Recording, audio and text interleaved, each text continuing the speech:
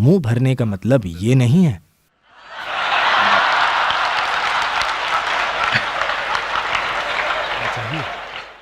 तो हर कौर को 24 बार चबाइए। 1, 2, 3, 4, 24 बार चबाइए।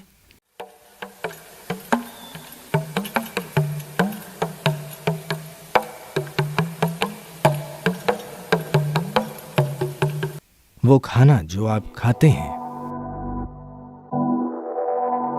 तो अगर आपको ये करना चाहिए।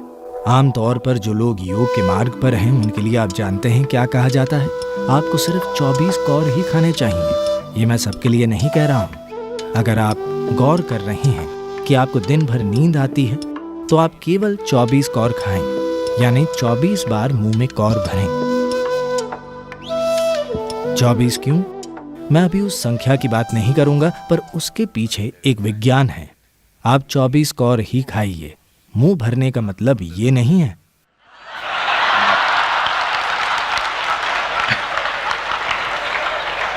असल में आपकी सतर्कता इससे तय होती है कि आप अपनी ऊर्जा को कितने अच्छे से संभालते हैं। और अगर आप ध्यान करना चाहते हैं तो ये महत्वपूर्ण है। 15 मिनट शून्य ध्यान नहीं।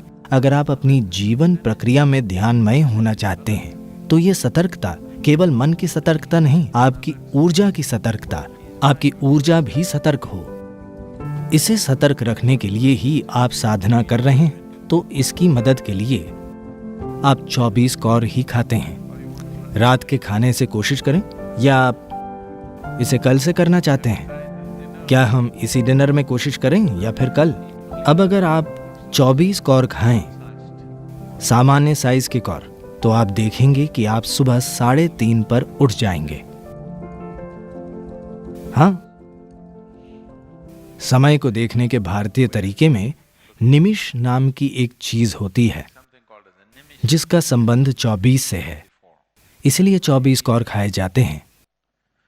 आप 24 कौर खाइए, पर उतने ही समय में जितने में कोई पूरा खाना खाता है। जो भी, देखिए आश्रम में जो भी सबसे ज्यादा खाता है, बस उनकी थाली देखिए। जब तक वो ना उठें, आपको भी वहीं बैठे रहना चाहिए। बस खाली बैठना नहीं, आपको चबाते रहना चाहिए। तो हर कौर को 24 बार चबाइए। 1, 2, 3, 4, 24 बार चबाइए। अब आप देखेंगे कि आप किसी दूसरे से ज्यादा समय लेंगे, पर आपका खाना पेट में जाने से पहले मुंह में ही पच जाएगा। इससे सुस्ती नहीं आएगी। अगर आप अपना भोजन पर्याप्त चबाते हैं तो आप देखेंगे कि ये खाने से आलस नहीं पैदा होगा। अगर इसे मुंह में चबाया जाए तो आप सुबह 3:30 पर उठ जाएंगे। मैं क्या करूंगा सदगुरु? वही जो आपने पूछा, ध्यान कीजिए।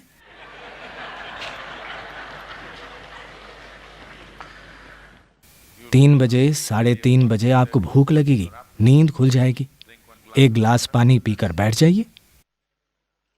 अगर आपको पानी पीकर भी नींद आए तो कोई बात नहीं, 5:30 बजने में अभी समय है, आप थोड़ा ऊँघ सकते हैं।